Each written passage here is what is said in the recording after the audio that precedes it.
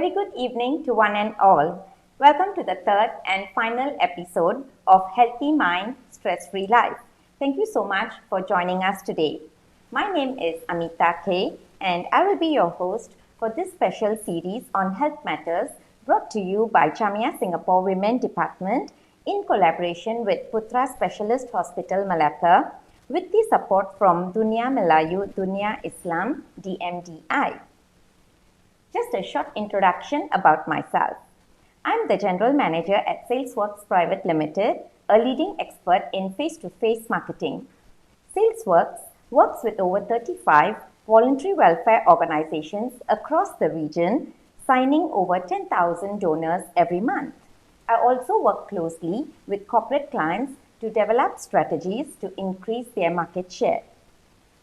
This talk is jointly organized by the Women Department of Jamia Singapore and Putra Specialist Hospital Malacca with support from Dunia Melayu Dunia Islam DMDI. I'm honored to invite Madam Aisha Osman, Chairman of the Women Department Jamia Singapore, and Datuk Wira Rudzwana, CEO of Putra Specialist Hospital, to say a few words. Assalamualaikum warahmatullahi wabarakatuh, and good evening all our viewers. On behalf of Jamia Singapore Women's Department, I would like to welcome all of you to our virtual talk show entitled Healthy Mind, Stress-Free Life. Jamia Singapore is a non-profit organization that has been around for more than 88 years. It extends its service arms to those in need, regardless of race, language, or religion, especially during this difficult time. The Women's Department of Jamia Singapore was formed in the 70s, and its objectives is to promote the physical, intellectual, emotional, and social well-being of women and family in the community. Hence, when we saw how COVID-19 pandemic hit many lives in Singapore and around the globe, we want to do our part to help the community. We realized that the COVID-19 pandemic has impacted in almost all aspects of our personal, social, economic, and community lives. One such area that the pandemic impacted seriously is on mental health related issues. Some of the common mental health issues surfaced involve psychological and emotional distress as a result of the current circumstances. Although the pandemic has affected everyone in all age groups, there has been a lot of buzz about the impact on women and youth.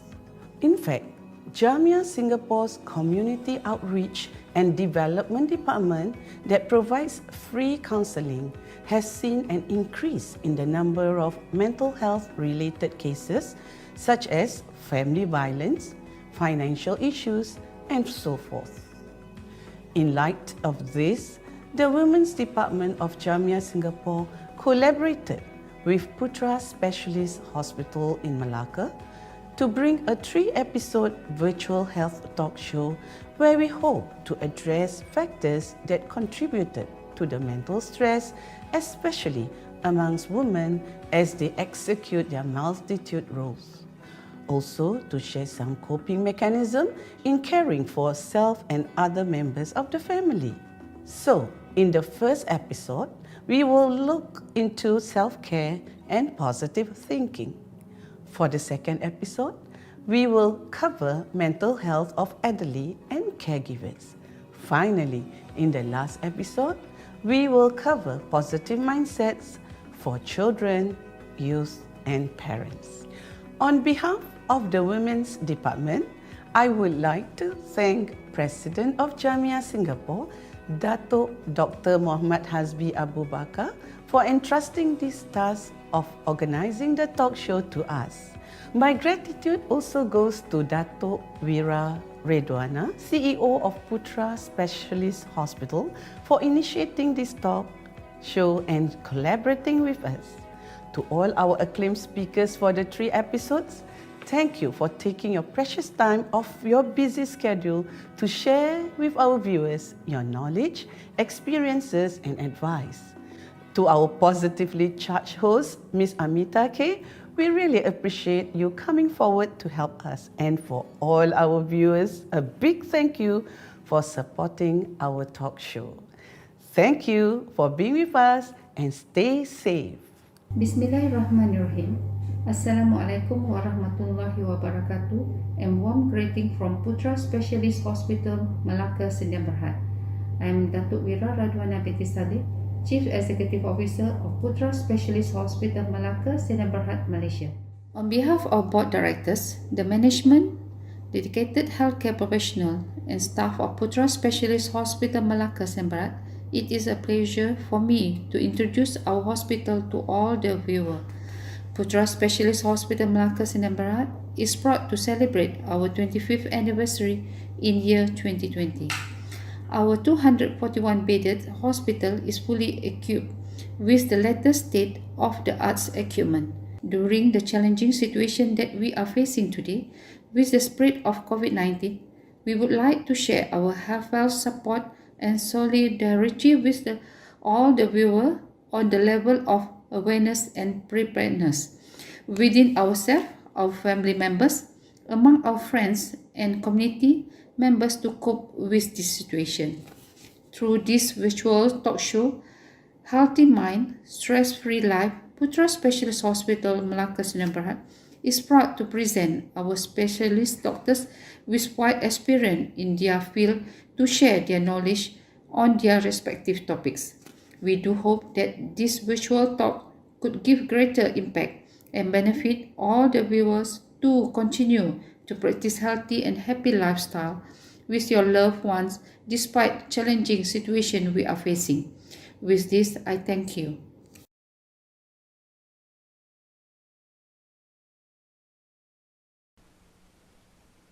Thank you, Madam Aisha and Datuk Wira Radwana.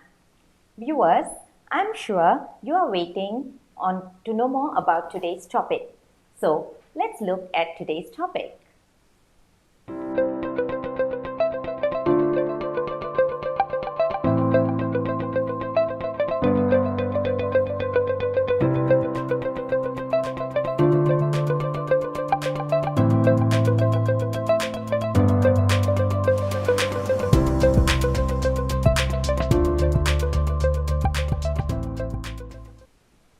Today, on Healthy Mind, Stress-Free Life, we will be discussing about positive mindset for children, youth, and parents.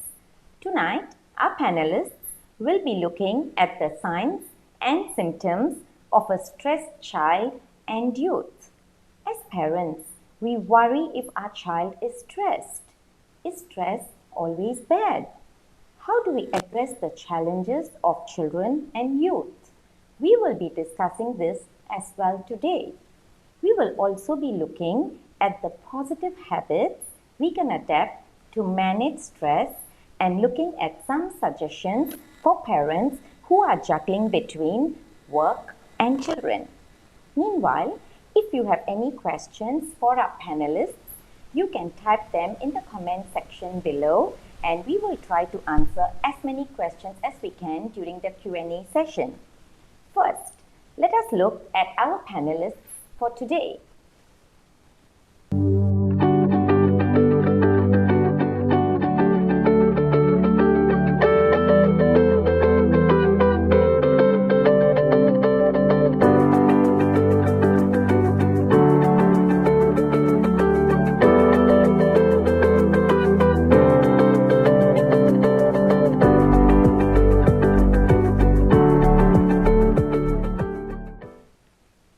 We have an impressive panel of speakers with us tonight.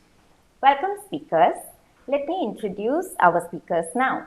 First up, we have Datuk Dr. M. Swaminathan, Associate Professor and HOD of Psychiatry at the Malacca Manipal Medical College, and he is also a visiting consultant psychiatrist to Putra Specialist Hospital, Malacca. Welcome back, Datuk. Nice to see you again. Pleasure indeed. Thanks. Next, we have Mr. Daniel Ho. clinical psychologist in the Department of Developmental Psychiatry of the Institute of Mental Health. Welcome, Daniel, for joining us today. And we have Dr. Bibi Jan, a social activist who has served in the education industry for 40 years as a teacher and a counselor. Welcome to the show, Dr. Bibi Jan. Thank you, Amita. Thank you, speakers, for being with us today, and welcome to the show. So, how urgent is the issue of stress among the children and youth? Let us see some statistics.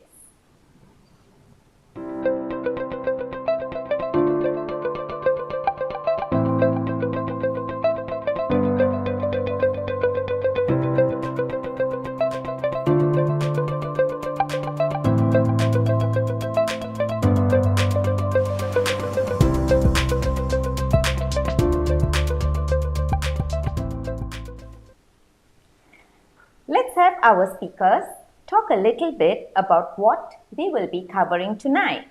We're going to start with Datuk first.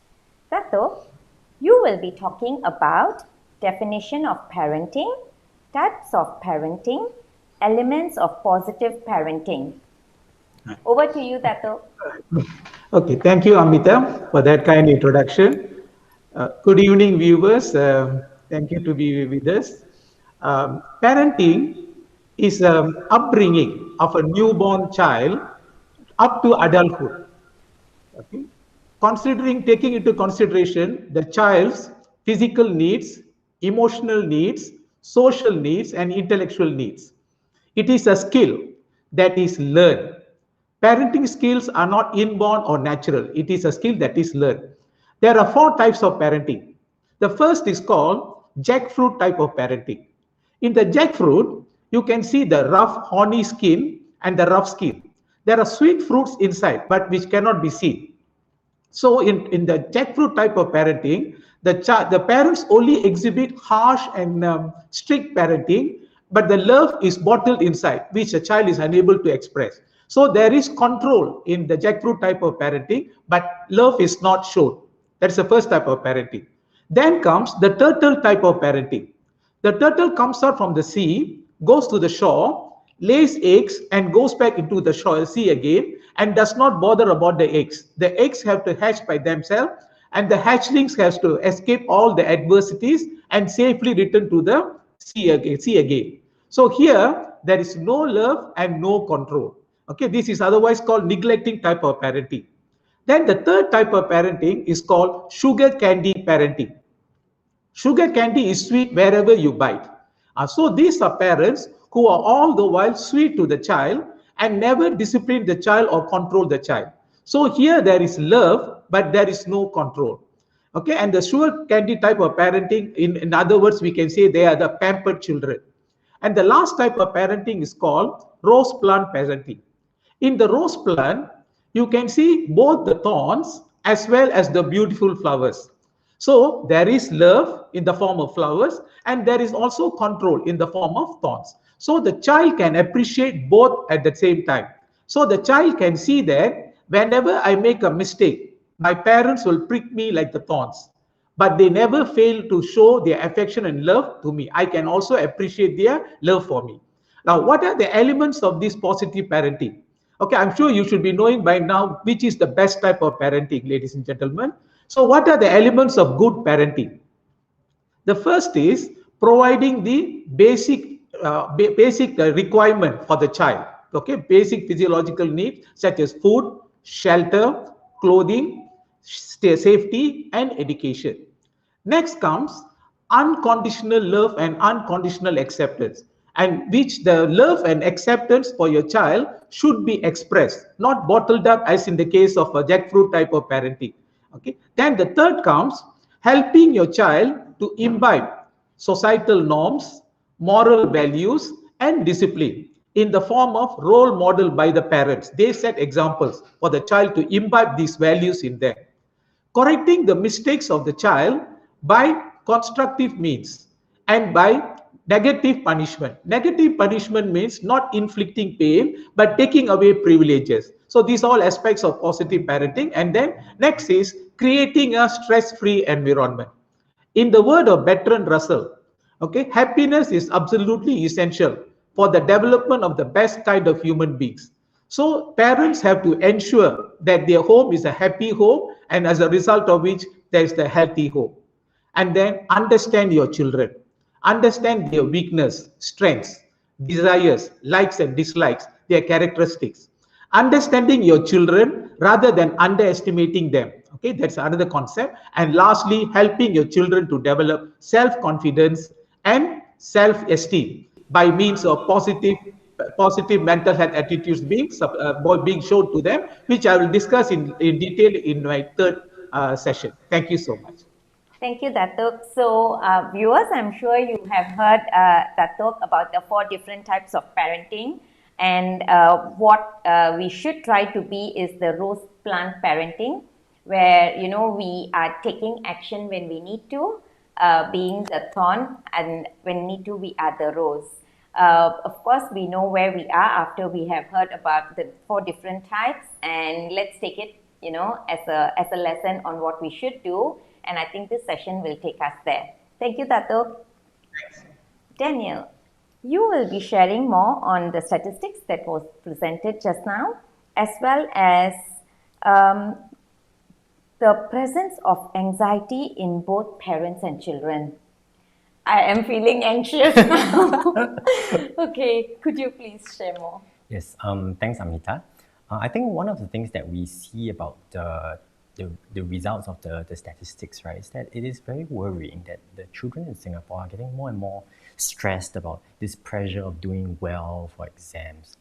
I think also we can also recognize that perhaps the children today are also realizing that it's okay to voice out these anxieties instead of keeping it bottling inside, which sometimes can become even more of a problem. Yeah, I think one of the key things about that I really want to bring across today is that it is okay and it's totally normal to experience this kind of anxiety, and it's important to talk about it. Yeah, I think with the work with some of the parents, that sometimes they tell me that they don't understand why their children is feeling so stressed. It's just exams, they tell me that. But I guess sometimes what we want them to understand is, yes, it's exams, but if you perceive that it's not so stressful, whereas your child feels that, hey, this is really, really stressful for me. What just happens is that they feel that they cannot talk to you about what's going on. And then what may happen is that they might turn inward, they might not share with their parents, and then you might get even more issues. So I think that's something that we need to recognize. Yeah.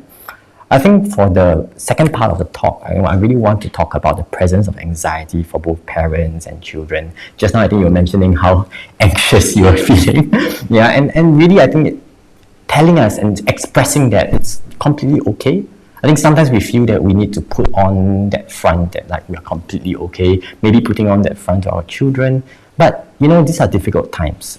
We just had a pandemic and it's really, really stressful. So it's completely okay to feel stressed. Right? So I think what I really want to talk about subsequently is then with this stress, how can we go about to cope? How can we try to manage some of these anxieties? And I think that's what I'm going to talk about later. All right. Yeah. Thank you so much, Daniel. So in other words, sometimes we as parents also put our kids under stress? I think so. Yeah, sometimes you give them that pressure, right? Like, and then sometimes parents go for, this is nothing. But sometimes it ends up doing a bit more harm than good. By saying that? Yeah, I think I can relate to it. Maybe I'm guilty about it as well. Thank you so much, Daniel. Dr. Bibi, could you please add on from your side? I do agree with Daniel about the stress level faced by the students, by the children, by the youth, by parents. I think we have to be realistic. We are living in a very highly achievement-oriented society. So it's very difficult not to do well in your life. It's quite sad to say that parents are putting pressure, but that's the reality. But I think with COVID, since last year, things are getting more visible in terms of stress level. We can see that the statistical data have really shown the number of people who are actually seeking help, which is good. I think that's what we're trying to do. We want to promote good help-seeking attitude and good help-seeking behavior, not just among the adults, but even among the children, then I think what is important, if before we can even look into the coping, I think we just have to cover a little bit about the causes of these stresses. You find that with COVID, not just the children have to go through the HBL, home-based learning. Now, that is entirely a new ballgame for some of them, you know, because they don't have gadgets at home. Sometimes they have to share with their siblings. Now, issue of space, you know, you're so used to have to go to school, but not having friends, not having peers, the social interaction is limited. We know the importance of socialization. I think the African proverb says that it takes the whole entire village to raise a good child. So just to limit the role of parents to educate, or even the school for that matter, I think we have to see the whole ecosystem, you know, that really help the optimum growth and development of a person. So the closure of school is another factor, because kids are so used to go to school to have friends. Now with the COVID, where they have social distancing and all that, stagger time, we are quite lucky in Singapore because we have a situation where parents are able to be at home to take care of the kids, but there are also situations where parents who are frontliners and they have to be at home. They have to be in school, in workplace. So these are the issues that we have to address. Yeah. Okay. Thank you, Dr. Bibi. I think there's just too many factors that is affecting both the parents as well as the kids. And I think you are saying we also need to be mindful about these. Yes. Yes. Okay. Thank you so much, Dr. Bibi, for sharing that. Okay, so viewers, I just would like to remind you, if you have any questions, please do feel free to add your questions in the comment section below so that our panelists will answer as many questions in the Q&A section later.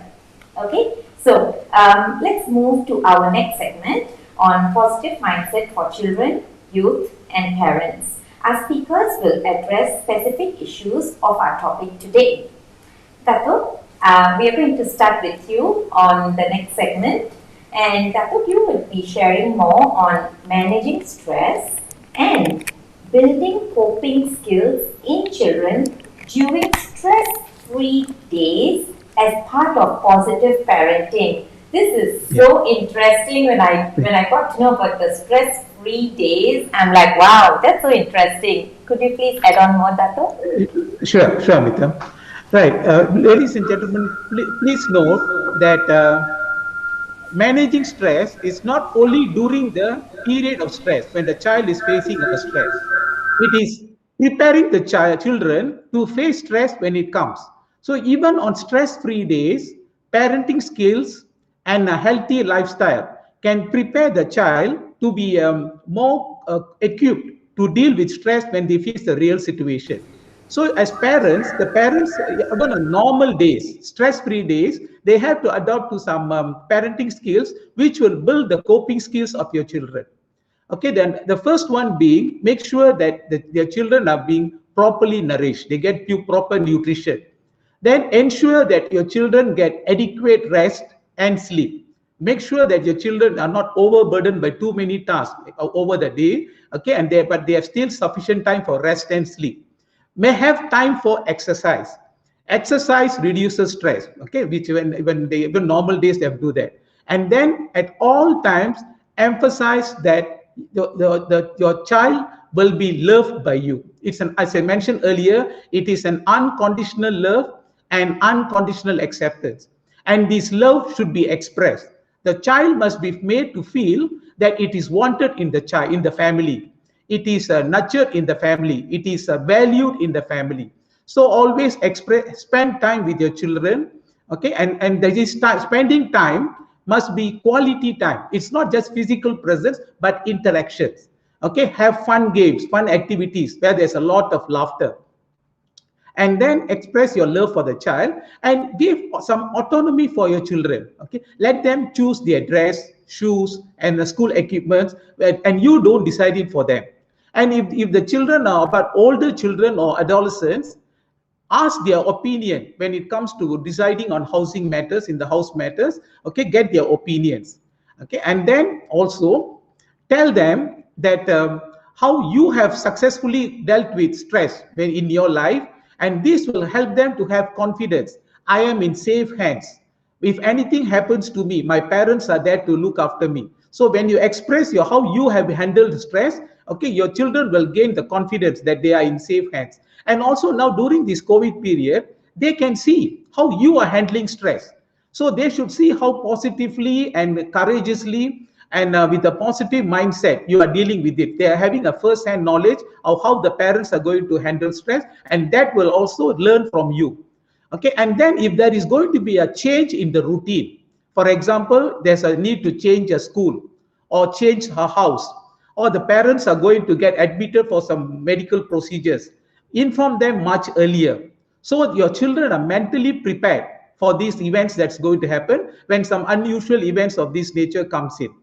And then also, okay, prepare your children to face stress that's likely to occur when they are in the primary school and secondary school. Of course, talk positively about your school life, how exciting and memorable this school life is going to be. But however, there are also possibilities of some unforeseen events occurring in the primary school days as well as secondary school days. So help them to understand these type of events are likely to happen. And in the event of these events happening, we are there to help you and protect you and help you to come out of it.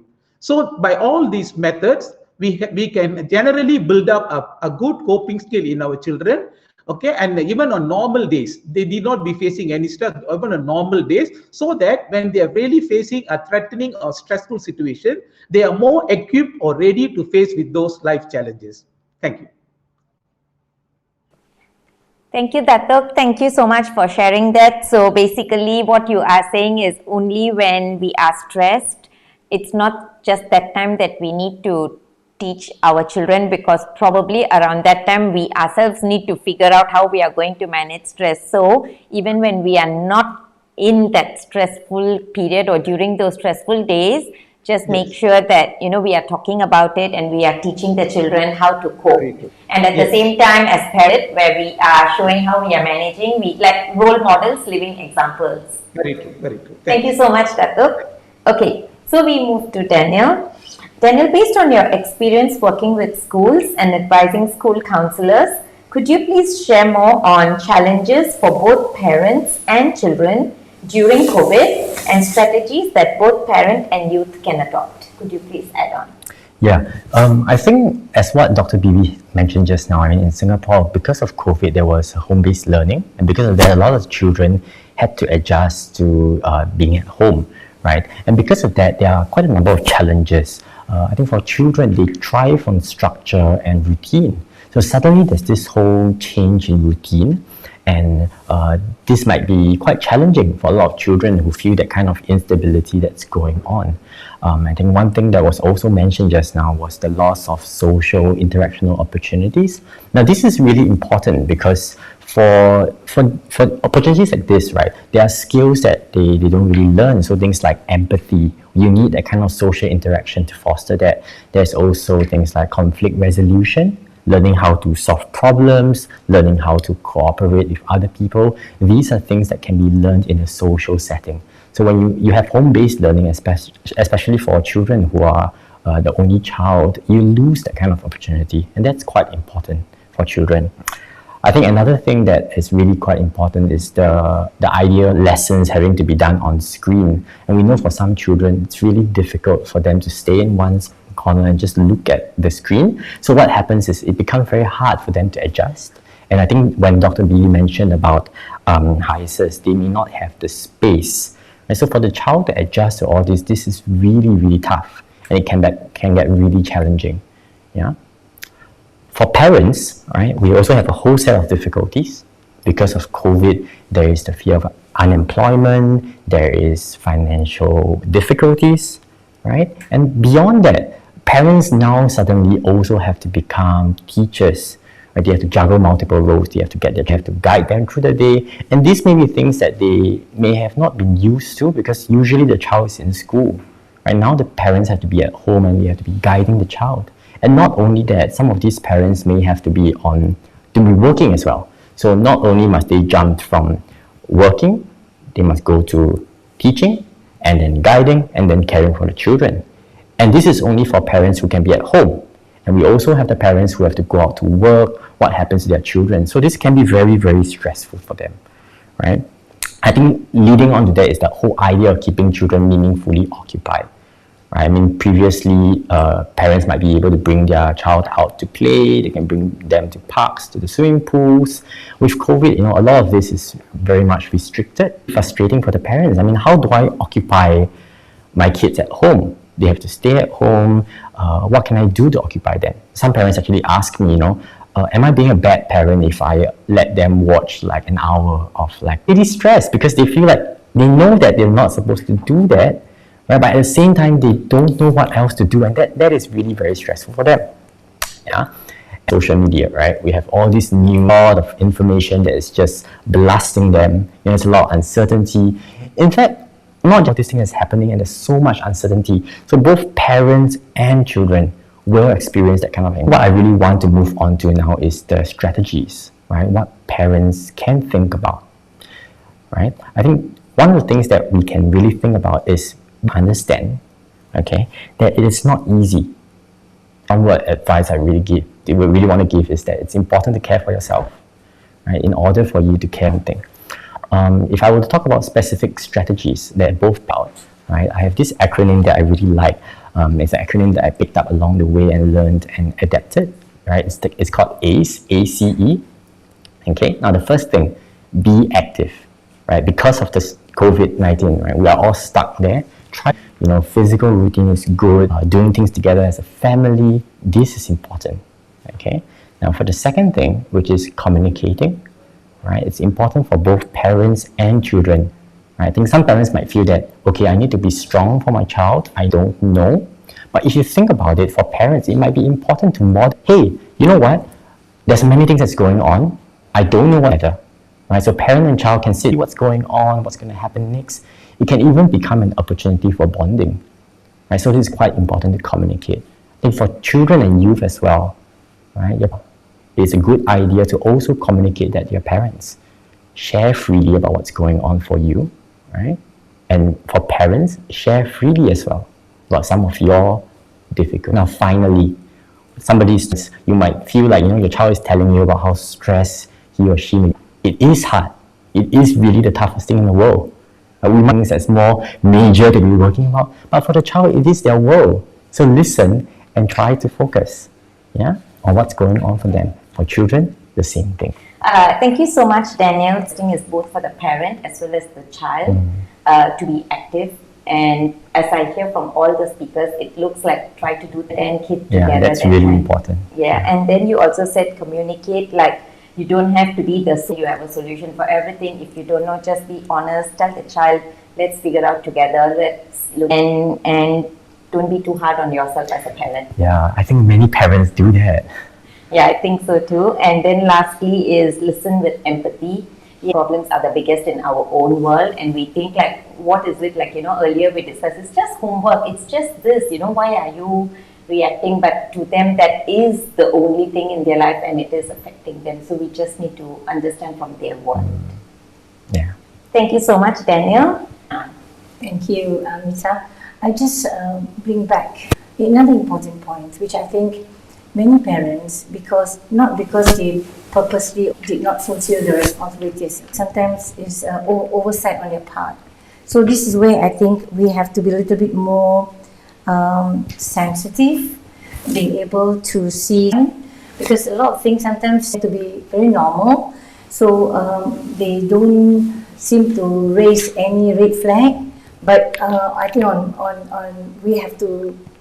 My advice to the parent is to ensure that they have to be a little bit sensitive and pick up some of these nuances or behavior, just to ensure that function effectively. Daily functioning is jeopardized For example, sleeping pattern, eating habit. We have students who actually, because of stress, they do not want to go to school. We have school refusal, and they come up with so many signs, physical, psychosomatic symptoms, like headache, stomachache, and so on and so forth. So again, with COVID, some parents, we are not saying that children are being manipulative, but sometimes we have to ensure that the children is actually, or youth, genuinely getting sick and getting medical treatment. That is important. And the other thing that I also experienced situation where some of these kids actually experience severe stress because they have lost loved ones. Managing grief and loss is not a matter of a day or a week or a month or two. Sometimes it can take years. So a little bit of sensitivity, empathy on the part of the guardian parents, I think that will go a long way. We in school, adults, the teachers, the whole community, there are a lot of community resources that we can utilize, we can capitalize. So my point here is we have to ensure that in Singapore we're quite blessed, we're quite fortunate because there are so many community resources. For children, they can just go for Tinkle Friends, they can go to Wishing Well, they can go to Singapore Children's Society, SOS. So there are many organizations that help to support children, youth, as well as parents. So please come forward and make use of these resources to ensure that we are equipped and we are able to move forward. Yeah. And I think my last point is on the importance of value-driven principles. Yeah, this value-driven principle, I just like Daniel used the word ACE. I'm coming up with some care. I think tips for parents is to ensure that the word is very easy for you to remember, care, because number one, care is for care and compassion. Because a lot of times, sometimes we think that students or children or youth are making up stories. So be authentic, give your listening ear to the children, and learn to accept and teach them how to adjust. Making adjustment is not easy. So there are a lot of adjustment to the new norms that not just adults but even children have to go through. So from the physical adjustment to psychological as well as academic adjustment that they have to make in school. Subsequently, we have to develop and help them to build their resilience and resourcefulness for both children, youth, as well as parents. And finally, the word E stands for empathy as well as engaging. So engaging, I think Dr. just now I mentioned about the importance of engaging them constructively, because if we don't engage them constructively, then there's possibility of these children and youth, especially the Z generations, they will be overexposed to internet and social media. Then it will lead to another set of problems with TikTok, with Twitter and so on. They actually are very natural in this new mode of technology. So again, I think being parents, one of the things that we have to remind ourselves is to be a little bit more sensitive, be more aware, so that we'll be able to help ourselves as well as help these children and youth. Yeah. Thank you so much, Dr. Bibi. So I think I hear about the same thing across all the speakers. As parents, we have to have the listening ear, we need to have the patience. We also need to make sure that there is empathy and there's a lot of genuine effort as parents we are putting in to understand and try to do things together with the children, so that together we can overcome not just in the new norm but years and years to go through, because parenting is not a one-day effort. Like as Dr. said earlier, it is up to the child reaches adulthood. So parents, if you're listening, it's a lesson to me as well. So same thing, let's be more empathetic and alert and sensitive to our children. Okay, so we are moving to our next segment where we would be looking at questions from our audience. So let us look at the questions. So the first question is, this is from Shafika Adlina. What are some warning signs in children and youth who are depressed? Dato, would you want to address this first? Right. Okay. Depression is a mental illness. But one of the causes for depression could be unresolved stress, which has been running a chronic cause. So in children, chronic stress, in children and adolescents, chronic stress can give rise to depression, where the symptoms can vary. In children, it might be quite difficult to pick up, but adolescents might be able to express their emotions. In children, usually they will not be able to express their depression in terms of words, that I am feeling sad. Okay, but rather they may present with some physical symptoms. They may say that body ache, headaches, okay, some abdominal symptoms for which a cause could not be found. The medical doctors will say there's nothing wrong with the child. Then there's a possibility that the child could be having an emotional problem, especially depression. Then also sometimes in children, they may resort to regressed behavior. Regressed behavior means they may become more childlike. They may start thumb sucking, nail biting, bed wetting, start passing urine in bed. Once they have achieved dryness, they do that. Okay, and then and maybe lose interest in their pleasurable activities, that the games and all that they enjoy, watching television and all they enjoy. Nowadays, they don't show any interest in those events. And then their movements may be very slow. Okay, what we call as they may appear very tired looking. And then there may be a change in their sleeping pattern and eating pattern. Okay, especially in children, they may be sleeping excessively when they are depressed, and they may be also be eating excessively. Even though the norm is they may sleep, their sleep may be disturbed, or their appetite may be reduced. But sometimes atypical presentations can be there, where the child tends to eat a lot and also sleep excessively. But what is more worrying about this depression is, and then the child also can have a sense of hopelessness, that there is no future, there is not going to be any improvement. And then this hopelessness sometimes can give them ideas about death. And that is what is much more worrying. Again, children might not be telling you about suicidal ideation, but they may express in terms of, I feel like dying. I feel like life is not worth living. I don't feel like living anymore. And sometimes they may even resort to some self-injurious behaviors. This has to be taken very seriously. In adolescents, they might express a wish to die and a desire to commit suicide. So once these symptoms are going to persist for a period of time, which the parents observe in their children, it's better to seek a professional help.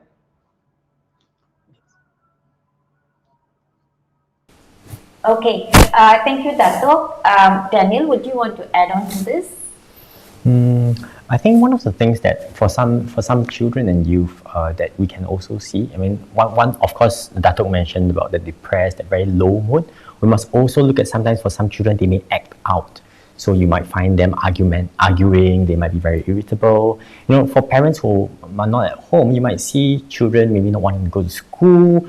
You might see things, their behavior in school, they might not be keen to do work. So these are things that is quite important to look out for. I think the key here is about looking at the functional impairment. So the impairment with how the youth and the children are getting on with their daily lives. Okay. Yeah. Thank you, Daniel. Dr. Bibi, would you want to add? Yeah, I just want to add, Amita, one of the signs of depression, child who are having this either chronic stress or prolonged burnout, could be, you can see them, they actually start withdrawing and isolating themselves. So normally they may just going out with the friends and so on, they don't. But some of them go to the other extreme where they actually stay overnight and they will just get themselves hooked with games. So these are some of the activities, you know, that the children may be doing. I won't say, I mean, some of them are negative actually, but this is where the parents have to ensure, especially sometimes I have parents tell me that, oh, my child is at home, I see them, you know, in the room, but I turned off the light, but they did not sleep the whole night, and tomorrow morning they can't come to school. Even if they were to come to school, they were actually half sleeping. So these are some of the signs that the kids actually channeling their energy, channeling their interest. So this is where we have to help to identify and redirect, rechannel.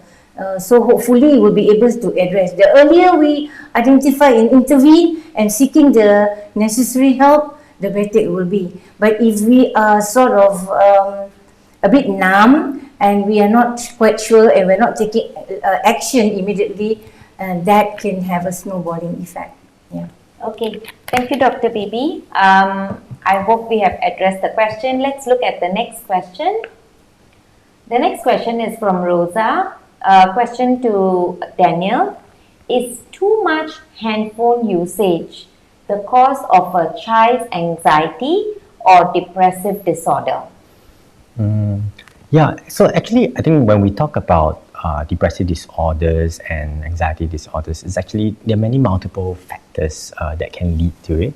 I mean, of course, in recent years with the rise in technology, this is quite a common question. Parents are worried whether the usage of handphone devices or even spending so much time on the phones like social media, does it cause depression? I think for that, we want to actually look at, when we look at handphone usage, right, there are many different areas to look at, right? So I think one of them is when the children and youth are using their handphone devices, what kind of activities are they missing out on? So for example, if they use it late into the night, they might be missing out on sleep.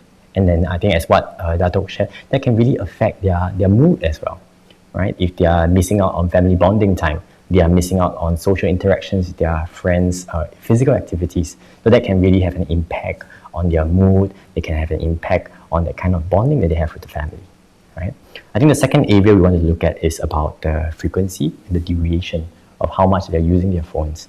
So we have things like addiction or excessive gaming, and those can really become a problem.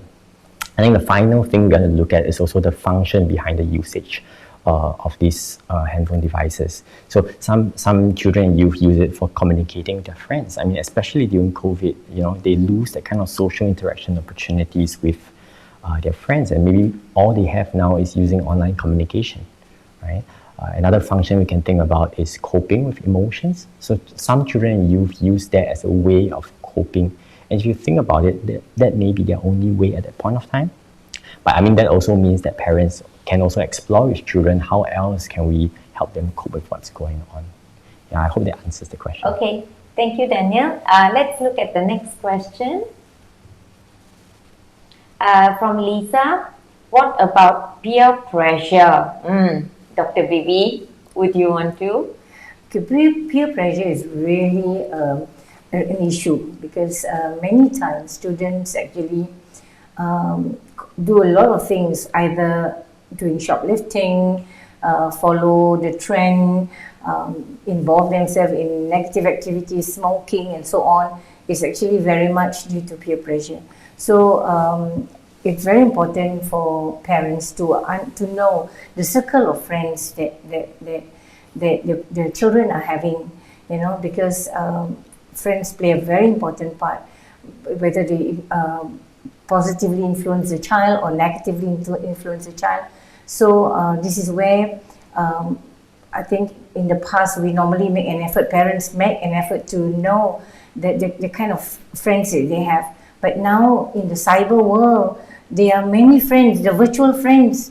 I mean, it's quite difficult for the parents to explore. Some of the parents are not even aware of some software, some of the mediums that they are involved. So I think this is where COVID has helped us a bit with the COVID. I think a lot of us, including myself, we are moving a bit to the digitalization process. So we are more literate now as compared to before. So I think parents may want to take this opportunity to learn a little bit about digital. But there is a good service provider that specializing in this. For example, Touch Community. I'm not publicizing this organization, but I think these are service provider that help to address some of the issues about cyber friends, cyberbullying and so on, internet addiction, gaming, so they can actually seek help from this organization. Thank you so much, Dr. Bibi. Dato, would you want to add on to this about peer pressure? Yes, okay. Peer pressure plays a very powerful role when it comes to adolescence. Okay, in adolescence, there's a phase of slowly seeking autonomy from parents' control and seeking independence. So here they will be more listening to their peers or their friends rather than parents and the teachers. So it's very important for parents to ascertain that their son or daughter is in good company. Okay, invite the friends, ask them to bring the friends to the house and try to explore the background of these friends. Because peer pressure plays an important role in most of the social vices such as drug addiction and all the illegal activities and things like that. So the peer pressure is very important when it comes to adolescents development. It's the social development part of it. Okay, so parents have to keep a check, and if they are not happy with the group of friends they are, sometimes because to be admired by their friends and to be accepted in that group, okay, the son or daughter may resort to some unacceptable and undesirable activities which can put them in trouble. Okay, so the group of friends have to be observed by the parents, and if they are not happy with that group of with a particular friend or in that group, I think the parents have to express their displeasure in a very constructive manner. Okay, thank you so much, Dato. Let's look at the next question. From Mr. Abdul Hakim. How do we make introvert children expressive and happy? Whoa. Daniel, would you want to try? Okay, I think I will answer this question from a perspective of perhaps maybe the person is asking the question about children who are a bit more shy, who are a bit more, they might be a bit afraid of speaking to other people. I think from that angle, I think one thing parents can recognize is that yes, there are some children who would be a bit slow to warm up to other people. There are some children who would need some time to get used to the environment, and that's okay, right? Now, moving from that, like parent, what they can do is by allowing them to see that if the parents are willing to wait for them, right? We are willing to help them grow, right? So parents may be able to like, okay, you know what? Let's go together here. Let's encourage you to say a little bit, and then slowly, step by step, we scaffold their growth, right? In terms of being more adventurous and encouraging them, right? So sometimes it's only in the school environment, so then the parents would be maybe perhaps thinking about bringing their child to other places, exposing to different areas, and also allowing them that kind of opportunity to develop their self-esteem, their sense of adventure, and this will take time, especially for children who are a bit more shy, yeah. Okay, thank you, Daniel. Dr. Bibi? I think I just want to correct this perception. When a person is introvert, that doesn't mean the person is not expressive and not happy. I think that is really a fallacy in the whole thing. Introvert, it could be just sometimes lack of confidence, could be lack of social skills. So if you give proper opportunity, you give them the space and the time for them to develop the social skills, the person will just bloom. And I think that shouldn't be an issue. But I think most important is about being appropriate. Sometimes there are times where you have to be expressive, and there are times you just not necessarily, you don't have to be too articulative and too expressive. So we are not talking about personality here, but I think normally it is the whole spectrum. So as long as you are you know when to be expressive and when you are not supposed to be expressive, I think that is okay, because we do not want to easily label a person, oh, you have personality disorder, you're introvert, you're extrovert. We do not want to have such a label, because negative labeling can have a very detrimental effect on not just children, even adults like myself. If somebody were to label me negatively, I think I will remember that. I will put them in my permanent RAM, the long-term memory RAM. I think it's not healthy at all. So I think one of the things that we all are guilty of, we like to be judgmental. So yes, we may be It's good to be aware. It's good to be sensitive. It's good to be to pick up all these nuances and issues and whatever that we see, but don't be too fast to label. Okay, thank you so much, Dr. Bibi. Let's look at our next question from Nora. As a parent, I do often feel overwhelmed that leads to feeling depressed and stressed. Okay, this is as a parent. How do I overcome that in order to be a better parent? How do I overcome that in order to be a better parent? Datuk, would you want to try first? Okay. Okay. They say that they are overwhelmed, that led feeling depressed and stressed. Okay. Of course, this is a challenge as parents that they have to face. Of course, especially if there are a number of small children in the family. They say for a housewife.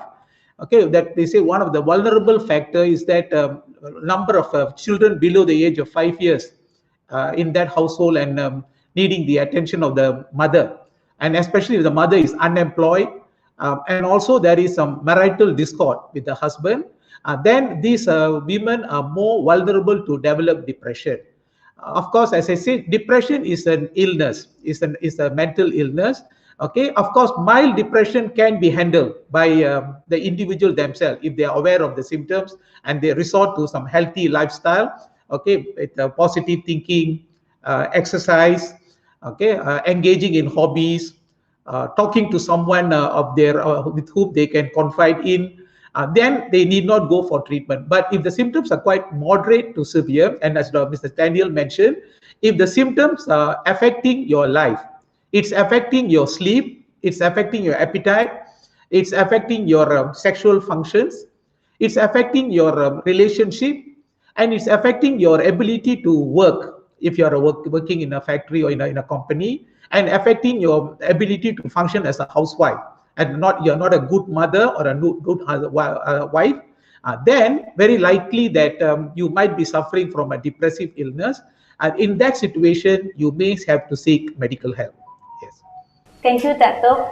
Dr. Bibi. Yes, how do you know that I'm interested? I know it, you have to. Okay, Madam Nora, I just want to share with you that it's very normal. In fact, it's very abnormal if we parents don't feel the stress and we don't have that sense of overwhelm. So I would like to validate you, affirm you that is the first sign that you are a good mother. You know, you are aware of your limitation, trying to fulfill the responsibility of being parents. That is the first thing I want you to do. Now, the second thing is, there are many ways actually we have to do in order to help ourselves. Number one, develop a strong social support system. I think I'm very blessed because I have strong parent-in-law, my own parents, grandparents. I mean, we live in the extended family system. So these are the social system that will be able to, we can leverage on this extended family system to support us. Okay, alternatively, I always believe that parenting is about joint responsibility. It's not just mother or father. So let's work and share this responsibility together. And finally, as Dato' has said, we can, as much as we have to have self-care. Self-care is very important because we can't take care of our children if we ourselves are not functioning. So you have to, it's just like parang. Parang is the Malay word. What would be the English word for parang?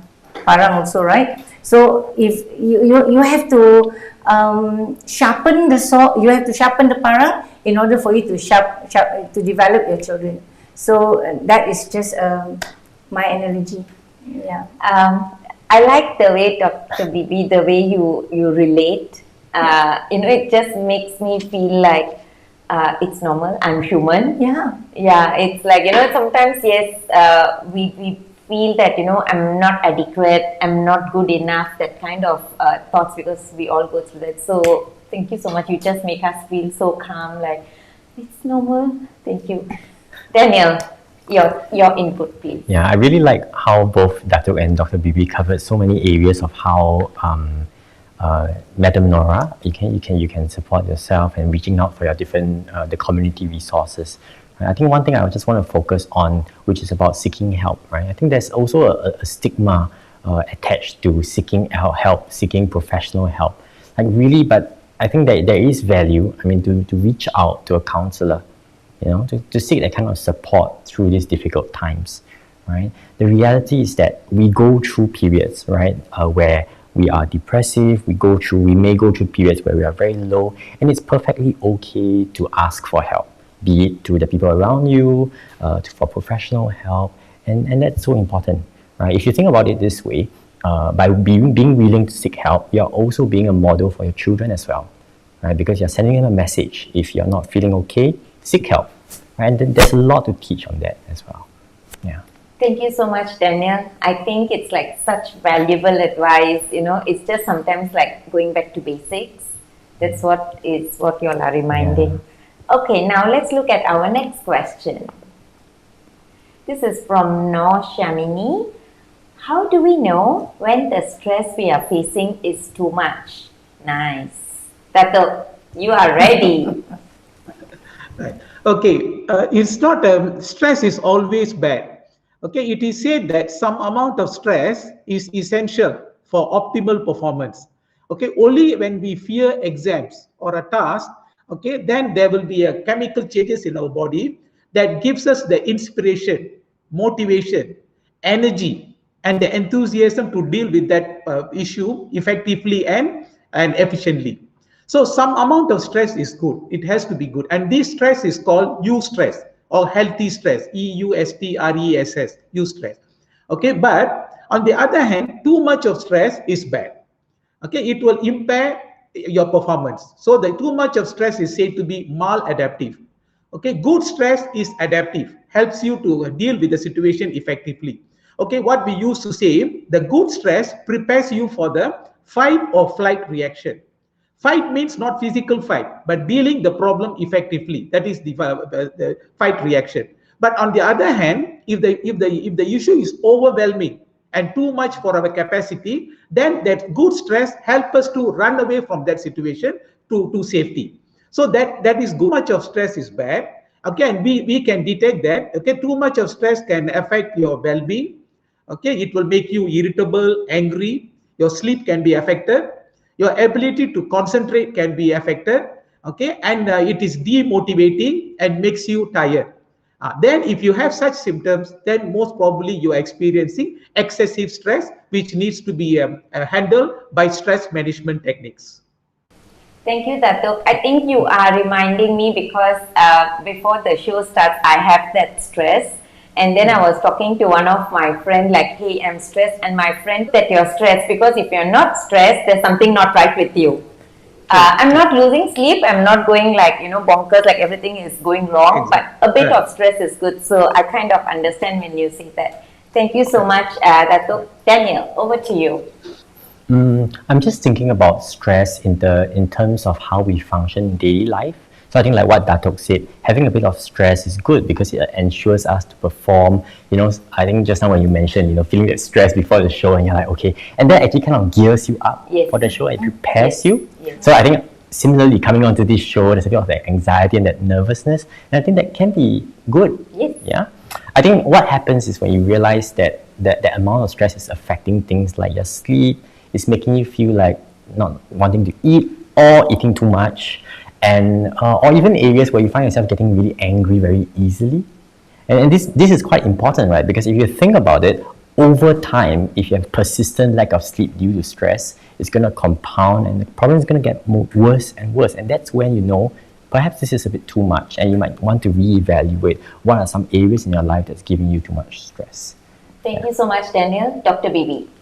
Well, I have nothing else to say because they all have said very well. But the only thing I can suggest for women actually who have multiple roles, and I think the most difficult challenge is to balance the multiple roles that we are doing. For example, being a worker, being a professionals, or being worker, being mother. At the same time, some of us are also involved in some other community work and so on. I think, especially my generation, sometimes we have to take care of our children, and we also have to take care of our elderly. So being a sandwich a generation, sometimes you find that you really feel that stress. So as long as you are able to manage these multiple roles effectively, seeking help and develop your social system, support system, I think it should be okay. Yeah.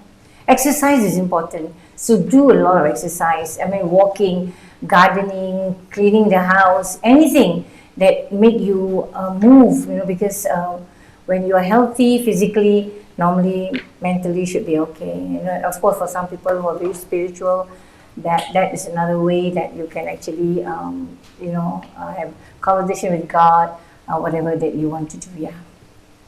Okay, thank you so much, Dr. Bibi. I think viewers, thank you so much for sharing your questions. I hope that your questions have been answered.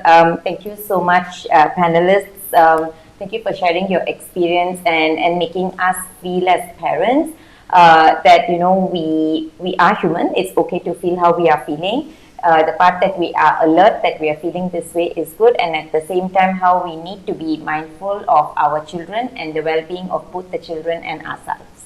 Okay, so what we are going to do now is we're going to get our panelists to give an overview or their concluding remarks of today's session, and we're going to start definitely with Datuk. So Datuk, you would be talking about how to help children develop positive mental attitude and advice to children and youth.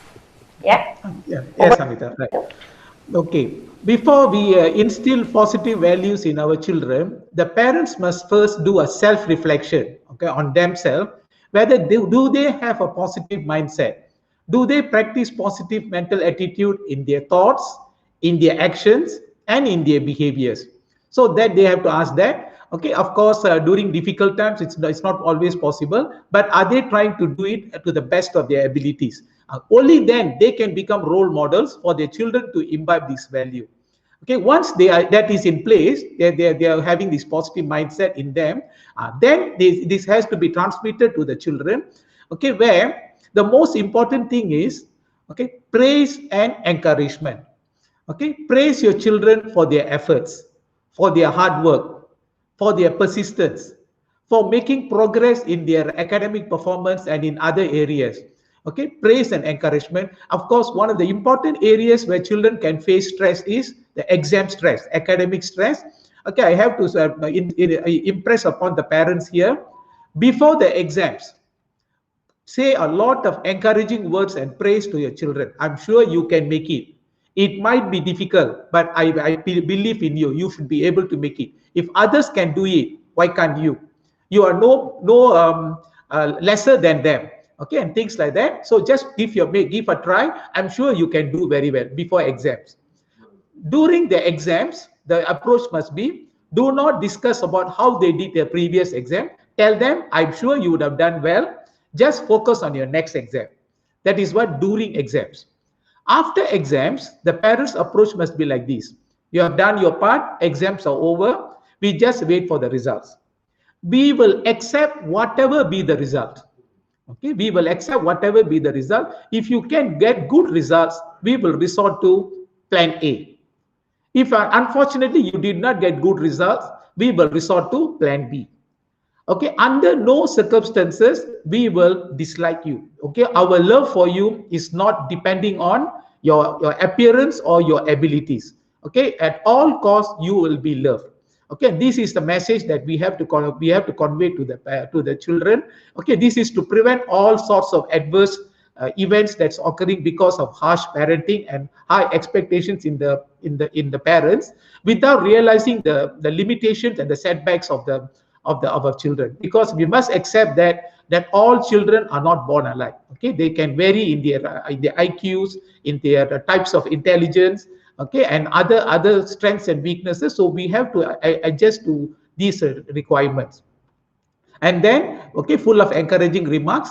And if the child is unable to achieve something, just tell the child that you are not yet ready for this task. Okay, maybe it will take some time for you to come to this. So use the word yet. Maybe you're not yet ready for such tasks. Okay, but by constant practices and learning, I'm sure you will achieve goals. Encourage your children to face failures. A lot of valuable lessons can be learned from failures. Okay, failures teach us that we are not perfect. We have weaknesses. Okay, failures teach us to be humble. Failures indicates that we are taking up challenges in life. Okay, and failures help us to bounce back from failures, that is to meet resilience. So help your children to face failures in the form of taking part in competitions, games, and sports. Let them taste failures and help them to bounce back from failures. Okay, from time to time, talk to them about, okay, how are they dealing with their day-to-day activities? Are they facing any difficulties? And how they intend to overcome this difficulty? And are they learning something new? Are they trying some new strategies in their dealing with this situation? And are they learning from any failures and disappointments? So this is how we can build up positive values in our children. Okay, and before I conclude, some advice to the youths and children who are listening to this program. Okay, feel good about yourself. Do not belittle yourself. Do not compare yourself with others. You are unique in your own way. Feel proud of what you are today. Okay, and feel good about yourself and believe in your abilities and achievements. Okay, always think good about yourself. Okay, be with friends who are positive thinkers, who are having the positive attitude. Avoid friends who are demoralizing and demotivating. There are a lot of books in the market about positive thinking. Read these books. Okay, and try to improve your positive values in life. Okay, and in the event of any negative thoughts surfacing, challenge these thoughts. For example, a thought like, I don't think I can achieve it. It's going to be very difficult for me. Think alternatively like this. Yes, it is difficult, but it is a challenge for me. It is an opportunity for me. I should try. I should learn how to overcome this confidently. Even if I fail, I should not give up. Okay, I should persevere to achieve it. Let me learn the skill to deal with it. If I cannot learn, let me ask for help. So these are how you challenge these negative thoughts, ladies and gentlemen. Okay, and finally, ladies and gentlemen, okay, it is said that Mother Teresa has said that children are God's gift to mankind. There are hundreds of couples out there without having a child. Okay, they are striving to get a child. But in that situation, you are gifted by God to have a child in your life. Cherish them, honor them, treasure them. Okay, and it is said also that buying a piano in the house will not make you a piano player or a piano artist. So having a child in your house doesn't mean that you automatically become good parents. You have to learn how to be a good pianist. So similarly, this the skill of becoming good parents is something that has to be learned. So please try. Of course, it may be difficult, but make an attempt, make an initiative. Over time, nobody is perfect. Of course, by practice and learning, we will be improving ourselves, and by positive parenting, we will be bringing up healthy children and healthy families. And healthy children and healthy families give rise to healthy nations, because the family is the heart of a nation. Thank you. Dato. So basically, you're saying that parents to do self-reflection on themselves, whether they have a positive mindset or not. And when parents are talking to their children, to be more reassuring, to build confidence in their children, in no matter what they do, it's not always the best of best results that is important. No matter what the results are, we will figure things out. It's not the end of the world. So we need to make sure that no matter what everyone has said, the unconditional love that as parents we need to give. Failures are stepping stones to success.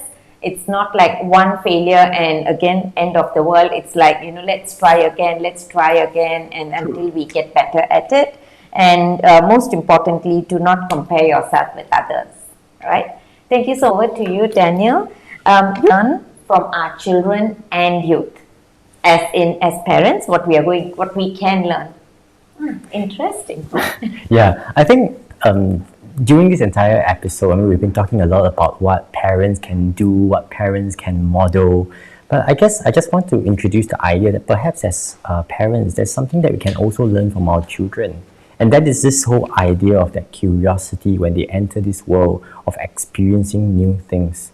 I mean, the reality is that there's a lot of instability, there's a lot of unknown that's going on. Perhaps maybe if you can adopt that childlike attitude and explore this world with your child. I think just now Dr. Bibi was saying, it's a digital age, right? Learn something with your child. Get into their world, learn what's going on. It may be tough, but that also allows a lot of opportunity for bonding with your children. Right? So perhaps we can learn that from our youth and our children. Yeah. I think one thing that I really hear about this entire talk is the whole idea of positive parenting. Some parents might come up to me and they might ask, so does it mean that I just praise my child? I just keep praising her? So we're not saying that, okay? Because the thing about parenting is that I think earlier on there was this thing about the rose parenting, right? There is the petals and then so the thorns. I think I like to see in terms of children about these kind of boundaries. So even though, yes, we need to be warm, we need to be supportive, but at the same time, we also doesn't need to be like this, right? Especially for your children, when they're growing more autonomy, they're going to have more independence, and they would appreciate if parents, you can negotiate and discuss these boundaries with them, right? Because it also shows that you respect them, and likewise, they will also respect you. So that's really important. So communicating is really key in terms of this. Some parents also share, because very expressive type. They're like, are you expecting me to go and say, oh, this is wonderful? Because they are not so used to doing that. I think to that, what I would say is that, sometimes the journey is with that single step. So maybe in the beginning, when you say that, your child might be like, what is my father talking about? Why are they doing this? But over time, that might be it might be good to model that as well. Modeling that for your children also allows them to realize that right? It's okay to feel stressed. It's okay sometimes to model that also means that children, perhaps they might feel that, hey, it's okay to feel this way. And when I feel stressed, I might want to share with my parents. Listen to them, listen to what's going on, understand where they're coming from, and show them the SPR journey. I think that's really important. Okay. Thank you, Daniel. So what you're saying is be supportive, praise them. All the time we have to just keep praising. If they have done some with them, and then do set boundaries. And when we set boundaries, try to have a discussion, not just like I say my rule. Yeah. So basically, what your confidence and for children, I think it applies. Like let them know that this is how I'm feeling. Do you also go through such a thing? Parents will have answers. I think what we need to do is how can we bring this conversation like a togetherness, like, Dad, do you feel this? Mom, how do you handle when you feel this? Is it okay if I feel something like this? I think overall what we are pushing and everyone is doing. So, Dr. Bibi. I just want to raise a few things. Number one, I feel that nowadays, because of COVID, 36, 35, 36, 37 still normal, but at certain degree, at my medical to the clinic to get treatment. And because I find that a lot of harsh punishment by parents to children, sibling rivalry, sibling issue, family violence. Now all this is due to inability to regulate emotion. So if we can sort of address this, the temperature of the home is very important. So now children are aware of them, because every morning they go to school, they have to get temperature. You have to get temperature. So can we actually extend this idea of temperature within the home setting, that conducive and inviting family climate? And talking about family routine is very important. I about the needs to have family routines and family rules, all family structure. These are all important, because when kids grow up in the setting when physical safety, psychological safety, emotional safety, all this will make them adult. And the other thing that I also want to highlight is about the importance of me time. Children need me time. So a lot of leeway on every member of the family to give space by having that. I think that will ensure, the very conducive for the well-being, not just the Muslim or the Christian or the Jews or anybody.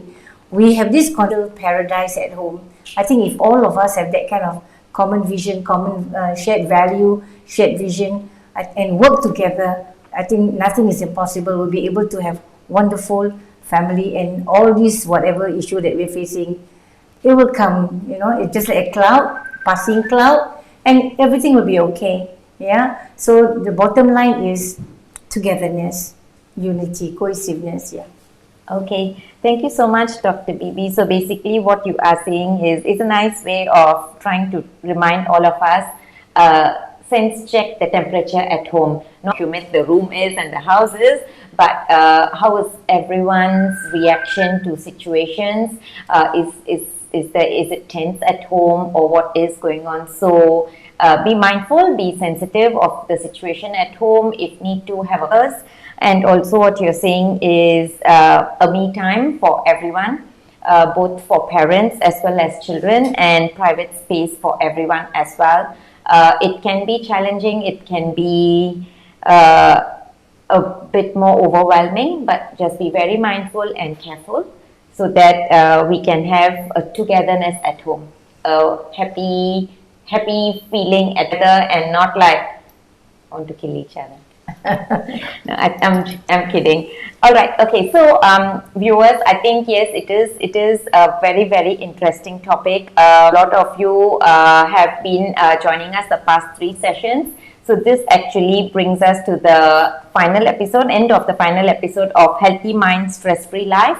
I would want to thank our panelists as well as our audience for your engagement and support over the past 3 episodes of Healthy Mind, Stress-Free Life. I personally have learned I would like to extend my gratitude to Madam Aisha and Jamia Singapore for giving me this opportunity to host this event. And I'm sure this episode has been beneficial to all. And before we go, I would just like to inform viewers of our current campaign at Jamia.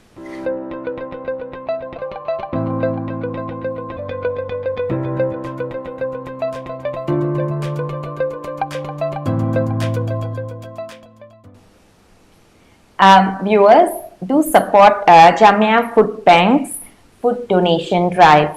To be updated with the latest news and events by Jamia Singapore, like and follow Jamia Singapore on Facebook, Instagram, YouTube, and LinkedIn. Have a restful good night from Jamia Singapore. Thank you.